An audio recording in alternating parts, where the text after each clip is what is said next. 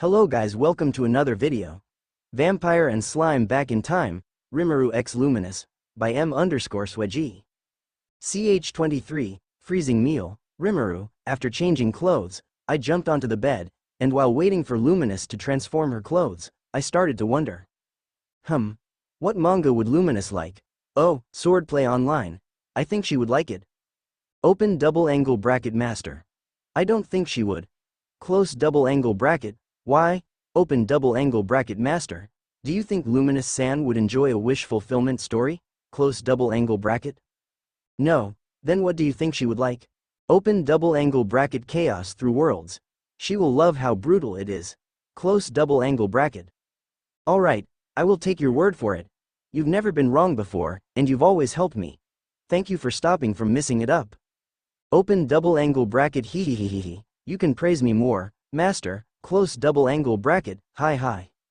After showering Great Sage in her much-deserved praises, I deactivated the thought acceleration that she activated at the start of the conversation. Luminous, who just sat down on the bed after changing, let her head fall back onto the bed. When I saw that, I sneakily moved my left hand so that her head would fall on it, and when it did, she only slightly smiled and pretended to not notice. Rimuru. Luminous, remember the mangas that I told you about before? Luminous. I do. Why are you asking? She moved a bit closer to my side. I smiled and moved my left hand so that it was in front of her face, between her neck and chest to be exact. A book appeared in my right hand, which I moved next to my left so that the book would be held by both hands while giving Luminous a clear view of it. Rimuru. I want to show you one of them. This one is called Chaos Through Worlds. I think you will enjoy it. Luminous. I wonder if they are truly as good as you say they are.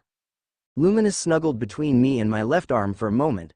When she found the most comfortable position, she stared at the manga cover, signaling me to open it. Rimuru. So, what do you think of it? After a few chapters, and on a cliffhanger, I closed the manga and reabsorbed it into my stomach. The fancy brackets are annoying to use, so back to those. Luminous. The main character is almost dead with half of his body crushed. I was looking forward to seeing how he would handle that. Quite cruel of you to stop it right now. Rimuru. It's already late at night, and this way, you would be excited to read it with me later, but you still haven't answered my question. Luminous. It's very good. I liked how he was utterly unhinged, though I think it will get stale and annoying if it stayed the same. Rimuru. If that happened, then I can just give you another manga to read. Not like that mess of a story would ever get stale. I feel that the few paragraphs above are cringe. I pondered whether to remove them, replace them with something less cringe, but kept them for the with me thing. Do you think I should have removed it? Asterisk. Luminous. I guess so. Luminous extended her hand to magically turn off the light while closing her eyes. I moved my hands so that they were wrapping around her back, and pushed her closer onto my chest. She smiled, and a blush appeared on her face while she snuggled in my hug. I closed my eyes but continued to see through magic sense. My left hand moved up and patted her head. Feeling the smooth texture of her hair, my hand rhythmically moved up and down, getting lost in those silvery, soft waves. My right hand gently caressed her back while tightening my hug around her. She snuggled around, definitely so that she would find a comfortable spot, and not to demand more cuddles and head pats. And she's absolutely smiling because it's just that comfortable, and not because she likes hugs and cuddles. After an hour of looking for a comfortable position I stopped moving to pretend to sleep. After a few minutes, Luminous opened her eyes and checked around. She closely inspected me, and once she was sure that I was asleep, she opened her mouth, moved her head, and bit my neck. She stayed there for full 10 minutes of non-stop sucking. Why do I feel that I said something wrong? With a satisfied and happy look on her face. After those 10 minutes, she removed her fangs, and with a very reluctant look on her face, she checked if I was asleep and shoved her blood-red face into my chest. I wrapped my hands around her again and tightened my hug, which she didn't notice but only snuggled in my embrace and chest. Haha, she is really cute. I wonder how many times has she bitten me before. Not that I'm complaining. Open double angle bracket foof. She has been doing that not long after Master regressed, but at the time she used to eat full chunks of you. Close double angle bracket. Alright, I should sleep now. Good night, Great Sage. Open double angle bracket What are you doing? Close double angle bracket. Ah, sorry, I didn't sleep because I was making this. Open double angle bracket master. Can I help you? Close double angle bracket. I'm thankful, but I want to make it on my own. Open double angle bracket. I can at least help you check if it's good and also help you rehearse it. Close double angle bracket. Really, thank you, great sage, sensei. Don't you think that everything is going great? I thought you weren't saying anything because you were talking with Rimuru-san, but it can't take you that long. Why haven't you said anything? Open double angle bracket. Fu. Close double angle bracket. Sensei. Why or wait? Is this related to the sudden increase of emotions I felt from you? Open double angle bracket. Yes. Close double angle bracket. Really? Tell me what it is. Open double angle bracket. Fuff. Not now. Hold your surprise and excite for a few more days. Close double angle bracket. If you say so, but I really can't hold my excitement if it's something even Sensei thinks is worth waiting for. My eyes opened, only to be utterly charmed by the face of the sleeping queen in front of me. My mind blanked, and with nothing holding it back anymore, my body moved, closer and closer to her face, with only one goal. No. Stoop. Not now. Open double angle bracket HMPH, close double angle bracket. I ignored Great Sage's disappointment and sprang up into sitting straight. I looked at the sleeping Luminous once again, and I was frozen, again. I must control myself, but it's really hard. Open double angle bracket Fuff, close double angle bracket. I shook my head and stood up. After changing, I went downstairs to the inn's kitchen. It looked like an ordinary kitchen. The only difference is that it was around 5 times bigger and had more people in it than a typical kitchen. Cook. Welcome. May I know how I can help you? An ordinary black-haired man wearing normal robes and not the white uniform I expected. Rimuru. I want to make my breakfast myself. Don't worry, I know how to cook so I won't miss up the place. Cook. All right, but if you miss up or ruin anything, then you have to pay the price of it. Rimuru. Okay. I went to a stove and looked over the ingredients, which ranged from eggs and bread to vegetables and even some meat. All right, I will start making the best dish Luminous have ever eaten, but I wonder, what should I make? Open double angle bracket master. You can't do that. Close double angle bracket. What? Open double angle bracket master. Your cooking skills extend only as far as making omelets. You can't possibly hope to make the best dish she has ever eaten, when the first meal she has ever made was better than what others spends years to master. Open double angle bracket. What I'm saying is, you can only hope to make something mediocre by the standards of a culinary genius like her. Close double angle bracket. I was standing still with my hands on a table, yet despite that I stumbled and fell to the ground, clutching my heart with my hand with droplets threatening to fall from my eyes despite it being physically impossible. Cook. Are you alright? Rimuru. Sniff. Yeah, I'm alright. I stood up, utterly defeated and broken, with gazes of confusion falling on me. I admitted my loss. Then, what do you suggest that I make? Open double angle bracket. Something simple but taste good, like eggs and bacon. Close double angle bracket. I didn't complain as even I knew that was my limit. I made 2 dishes of it and left as fast as possible to run from the humiliating looks from the cooks around as they laughed between each other.